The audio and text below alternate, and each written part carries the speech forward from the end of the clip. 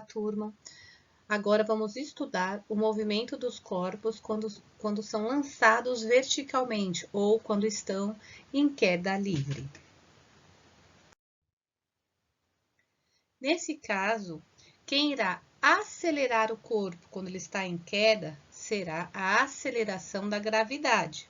E quem irá desacelerar o corpo quando ele está no movimento de subida será a aceleração da gravidade, 9,806 metros por segundo ao quadrado, ou podemos arredondar para 10 metros por segundo ao quadrado. Vamos adotar o seguinte: quando o corpo está caindo, vamos adotar a gravidade positiva. E quando o corpo estiver subindo, ou o início do movimento for uma subida, vamos considerar a gravidade negativa, menos 10 metros por segundo ao quadrado. Não.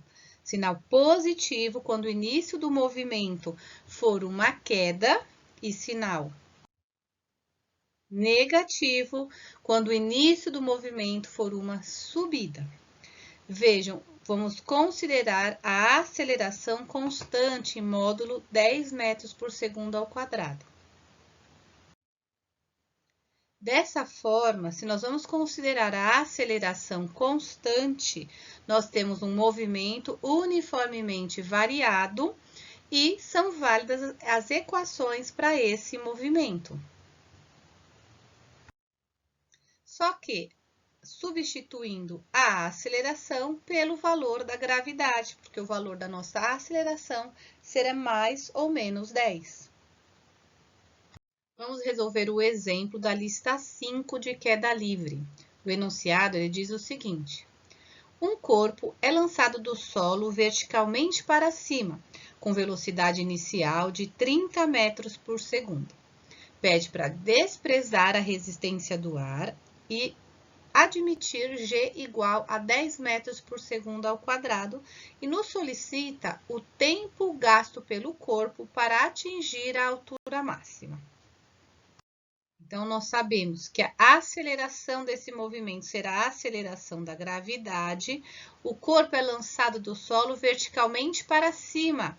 Então, se o movimento é de baixo para cima, nós vamos adotar menos 10 metros por segundo ao quadrado. E ele diz que a velocidade inicial é de 30 metros por segundo, mais uma informação. Velocidade inicial, 30 metros por segundo. Despreza a resistência do ar, ele pede o tempo gasto.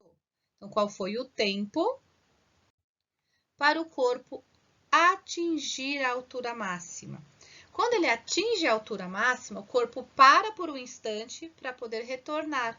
Então, nós sabemos que na altura máxima o corpo está parado, portanto, a velocidade final será nula. Então, olhando para os dados e olhando para as equações, nós vamos selecionar aquela que nos permite chegar no que ele pediu, o tempo gasto para atingir a altura máxima. Vejam, nós temos a velocidade e ele pede tempo. Então, a equação do vovô atleta, a função horária da velocidade, nos permite chegar no tempo necessário para o corpo atingir a altura máxima. Então, vamos utilizar o vovô atleta, a equação horária da velocidade. A velocidade na altura máxima, 0.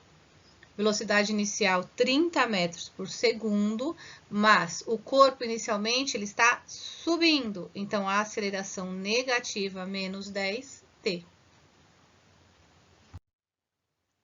10t igual a 30, vamos isolar o t. t igual a 30 dividido por 10, portanto, t igual a 3 segundos. Então, o corpo levará 3 segundos para atingir a altura máxima. Item B, nos é solicitado a altura máxima atingida em relação ao solo. Lembrando que agora nós temos uma informação a mais, que é o tempo necessário para ele atingir a altura máxima. Ou, no instante 3 segundos, o corpo está na altura máxima. Ele quer uma informação de distância. Nós podemos ou utilizar o sorvetão, a função horária da posição, ou a equação de Torricelli, vovô com as duas amigas. Uma ou a outra nos permite calcular essa distância. Então, eu escolhi utilizar a função horária da posição.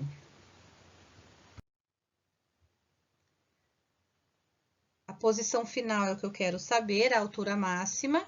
Pode considerar a posição inicial 0.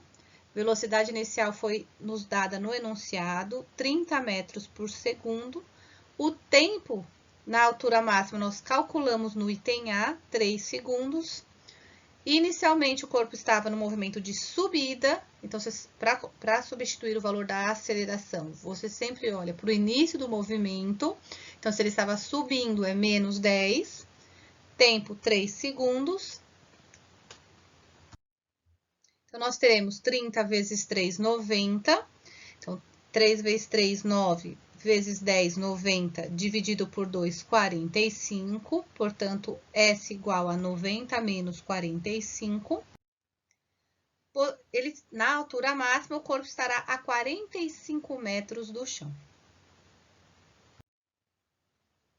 Item C, ele nos pede o tempo gasto pelo corpo para retornar ao solo. Eu tenho uma informação para dar para vocês. O tempo de subida será o mesmo tempo de descida.